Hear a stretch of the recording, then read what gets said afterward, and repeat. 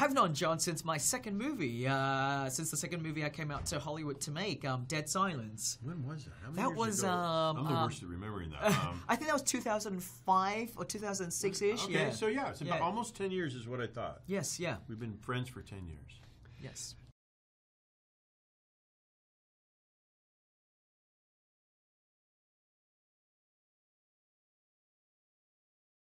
Well, you know, when we were shooting The Conjuring, it became very clear to us that Annabelle was something that had a lot of presence. You know, even though she was just an inanimated object sitting around doing nothing, people would react to her in a very strong way. And sure enough, when the film came out, Annabelle got such a strong reaction. Like she almost was like a star in her own right.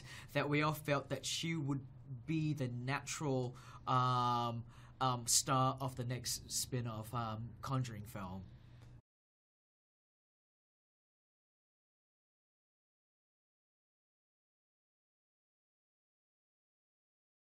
You know, I was very excited. You know, when I was asked, I hadn't read the script yet, you know, and so obviously if you're going to direct the movie, you're going to read the script and see if you know, take to it. And I have to say, it was really good. The tone, the feeling that I could see that the audience would take to and be manipulated by, and all that was in that first draft of the script.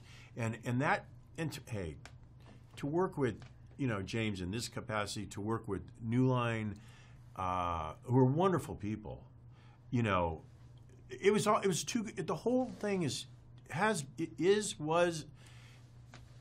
was so good to be true. I can't believe it.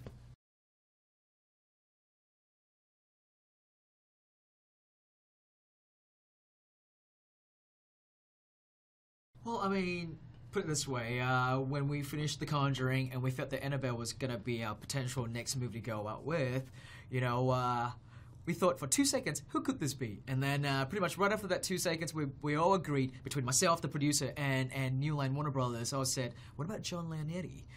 He would be the natural guy. He gets the world, he understands, he shot The Conjuring, and we all just hoped that John would be willing to come and play with us, and we're so glad that he did. Thank you.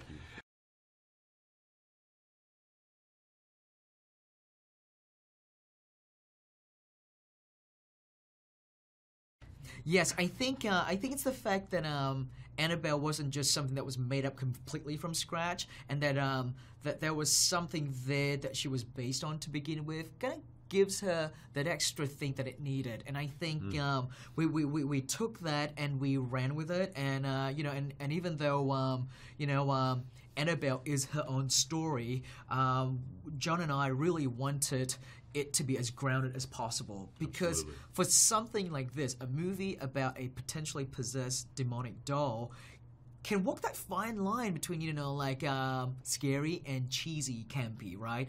And so the more we ground her, the more we portrayed her in a way that makes her feel real, was a very important thing for us when we were shooting this film.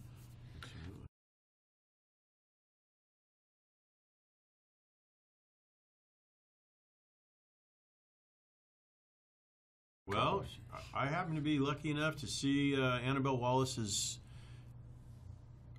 tape, and I was just blown away by her. At first, we didn't even know if we could get her because of visas and stuff, but her eyes were just so expressive, and I knew how many times we'd be in a close-up in this movie, and she just has this timeless, classical look. She's a well-trained actor. What a pro she is. And she's beautiful. And, you know, she's gripping on the screen. So I guess those are the factors. Yeah, no, I think that's the thing that John did really well, was casting actors that feel like they fit into this movie. And not just the time period that the movie takes place in, but in a world that we want the audience to know that this is a different kind of horror film. It's not necessarily a contemporary smelling horror movie. Right. It's one that's made today, yes, but one that invokes the spirit of that era.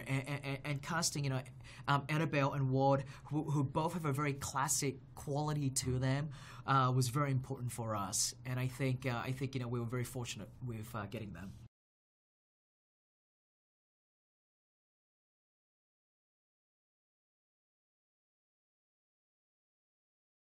Well, it was, let's face it, we literally set the stage in The Conjuring. The Conjuring, yeah.